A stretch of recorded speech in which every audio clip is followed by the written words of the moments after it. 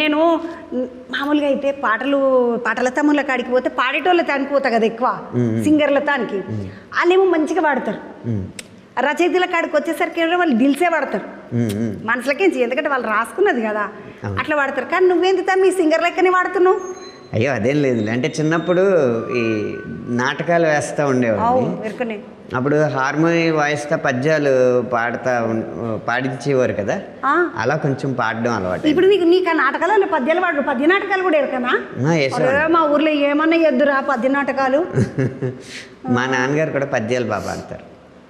అన్నకు కాకకు నమస్తే చెప్పు. మళ్ళీ ఈ పద్యాలు వాడినందుకు నేను ఇటు దిక్క తీసుకొచ్చినందుకు. అవును, అప్పుడు పాడుతున్నప్పుడు అనిపించేది పద్యం పాడేవాళ్ళ కంటే రాసిన వాళ్ళు గొప్పవాళ్ళు కదా, వాళ్ళే లేకపోతే పాడడానికి ఉండదు కదా అని. అందుకు మనం పాడేవాళ్ళు కాదు రాసేవాళ్ళు అవుదాం అని చెప్పి అలా అయ్యాను అనమాట. నీకు ఎప్పుడన్నా అనిపించిందా తమ్మి నేను ఈ రాసే బ్యాచ్లకు పోతా రాసుకుంటా ఇంత పెద్దోన్న అయితా గిన్నె అవార్డులు కొడతా అని ఎప్పుడన్నా ఆలోచన? అయ్యే ఆలోచన ఉంటే మనం దేవుళ్ళం అయిపోతాం కదా. దేవుడు ఏ దారి చూపిస్తాడో ఆ దారిలో వెళ్ళిపోతూ ఉండాలంతే. ఏది ఇస్తాడో అది తీసుకోవాలి, ఏది ఇవ్వడో అది వదిలేయాలి. ఒక్కొక్కసారి అంటే తమ్మి గిట్ల పాట సౌండ్ వినిపించగానే మ్యూజిక్ వినిపించగానే అట్లా రాసేస్తారంట. అట్లా రాసిన పాటలు ఏమన్నా ఉన్నాయని? అవును, సీతమ్మ వాకిట్లో సిరిమల్లి చెట్టు అని పాట ఉంటుంది. ఆ పాట 20 నిమిషాల్లో రాసా అది వినగానే. ఏది సీతమ్మ వాకిట్లో సిరిమల్లె చెట్టు ఆ పాటనా? ఆ పాటే. మరి అది తమ్మి సీతారామంలో ఉంటుంది కదా, సీతారామ అని ఉంటుంది. అదే ఆ పాట నేను రాసినని తెలుసా మీకు? తెలుసా. సీత అదొక 4 రోజులు పట్టింది. అంటే ఈ శ్రీరామ సీతారాముడు ఈ శ్రీరాముడు సీతలు ఇవన్నీ వచ్చేటి నీకే ఇస్తారా? ఆయన పేరు కూడా శ్రీరామ అని? ఏమో సీతారాములు నేను పాట రాసేటప్పుడు ఆ కాగితం మీదకి వచ్చి కూర్చుంటున్నారేమో నాకు తెలియదు. కానీ ఆ పాట మస్తు రాసిన తమ్మి, దానికి మాత్రం నీకు 100 వందనాలు. అయ్యో థ్యాంక్ యూ. ఆ పాట ఎప్పటికీ ఉంటుంది. నేను మస్తు సినిమాలు చూస్తా, సినిమాలు చూసినప్పుడు నాకు అనిపిస్తుంది వీళ్ళందరినీ అడిగించి పట్టుకొస్తారు, ఇంత మంచిగా చేస్తారు. సినిమాలకి భావన తీసుకెళ్తారా లేదా? బావ లేకుంటే సినిమాకి ఎట్లా ఒక్కదాన్ని పోను. మళ్ళా వెంకటయ్య రావాల్సిందే, మనం సినిమాకు వాళ్ళంటే వెంకటయ్య రావాల్సిందే, ఇద్దరం కలిసిపోతాము. సినిమాకి పోయినప్పుడు పాటలు అయితే పక్కన చూస్తాం మేము. పాటలు ఎందుకంటే ఇష్టం, నేను పొద్దుగా లేచి కూడా పాటలే పెట్టుకుంటా తమ్మి. పాటలు పెట్టుకొని వాకిలు ఉడుస్తా, పాటలు పెట్టుకొని వంట చేస్తా, పాటలు పెట్టుకొని గిన్నెలు తోముతా, పాటలు పెట్టుకొని బట్టలు విడతా. ఈ పాటలు నడుస్తున్నాయి అంటే పని జల్ది తిప్పుతా. అంటే పాట వింటుంటే అలసట తెలియదు, పని చేస్తున్న మన అలసట ఉండదు అట్లా అనమాట. అందుకని అదృష్టవంతులు అలా మీకు అలసట తెచ్చినందుకు.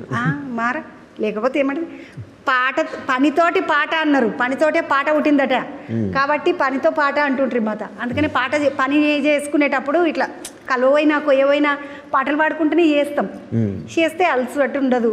ఇక పని చేసినాము నడుములు వంగబడ్డము ఇట్లాంటివి అన్ని బాధ ఉండదు. అందుకని పనితోటి పాట ఉంటుంది ఎప్పుడు. ఇట్లా మనకు పనికి మనం ఎంత పనులలో ఉన్నా అలసట తెలియకుండా పాటలన్నీ మంచి మంచి పాటలన్నీ వినిపించే తమ్ముడు అనంత శ్రీరామ్కు వందనాలన్నీ తెలియజేసుకుంటా. నేను శివరి మాట ఒక్కటి అడిగితే ఏమనుకోకు తమ్మి. ఈ పాట గింతగానం పోయింది కదా, ఈ పాట పైసలు ఇచ్చేసిండ్రా నీకు? అయ్యో పాట రాసే ముందే తీసేసుకున్నా. నేను హుషారని చెప్పినా కానీ హుషారు నీ అంగ హుషారు పిట్ట, పాట రాయకముందే పైసలు తీసేసుకున్నట. ఈ పాట ఈ సినిమా కథ నీకు మొత్తం అంతా చెప్పేసిండ్రా?